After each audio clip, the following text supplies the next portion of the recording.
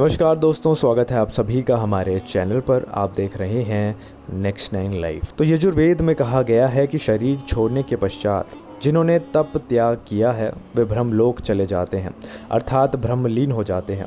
कुछ सत्कर्म करने वाले भक्तजन स्वर्ग चले जाते हैं, स्वर्ग अर्थात वे देव बन जाते हैं। राक्षसी कर्म करने वाले प्रेत योनि में अनंत काल तक भटकते रहते हैं और कुछ पुनः धरती पर जन्म ले लेते हैं। जन्म लेने वालों में भी ज़रूरी नहीं कि वे मनुष्य योनि में जन्म लें, वे सभी अपनी कर्म और मति की गति अनुसार जन्म लेते हैं। गति कई प्रकार की हो सकती है।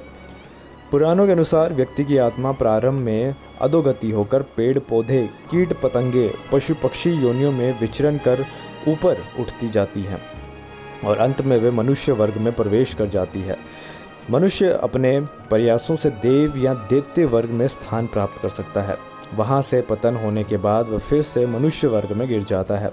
यदि आपने अपने कर्मों से मनुष्य की चेतना के स्तर से खुद को नीचे गिरा लिया है तो आप फिर से किसी पक्षी या पशु की योनि में चले जाएंगे।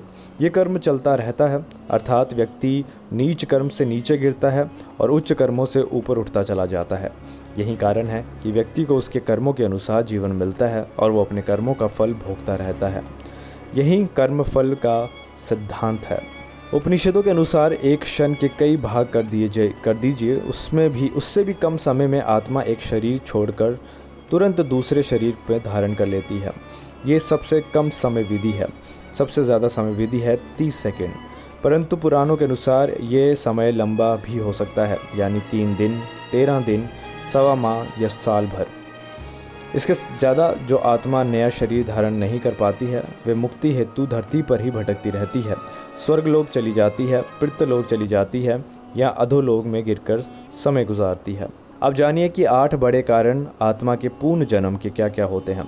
तो भगवान की आज्ञा से भगवान किसी विशेष कार्य के लिए महत्ताओं और दिव्य पुरुषों की आत्माओं को पुनः जन्म लेने की आज्ञा देते हैं। वहीं पुण्य समाप्ति हो जाने पर संसार में किए गए पुण्य कर्म के प्रभाव से व्यक्ति की आत्मा स्वर्ग में सुख भोगती है और जब तक पुण्य कर्मों का प्रभाव रहता है वह आत्मा दिव्य सुख प्राप्त करती है। जब पुण्य कर्मों का प्रभाव खत्म हो जाता है तो उसे पुनः जन्म लेना पड़ता है। वहीं कभी कभी किसी व्यक्ति द्वारा अत्यधिक पुण्य कर्म किए जाते हैं और उसकी मृत्यु हो जाती है, तब उन पुण्य कर्मों का फल भोगने के लिए आत्मा पुनः जन्म ले लेती है। वहीं पाप का फल भोगने के लिए भी आत्मा पूर्ण जन्म लेती है। इसके साथ आत्मा किसी से बदला लेने के लिए पूर्ण जन्म ले सकती है। यदि किसी व्यक्ति को धोखे से, कपट से या अन्य किसी प्रकार की यातना देकर मार दिया जाता है तो वह आत्मा पूर्ण जन्म अवश्य लेती है।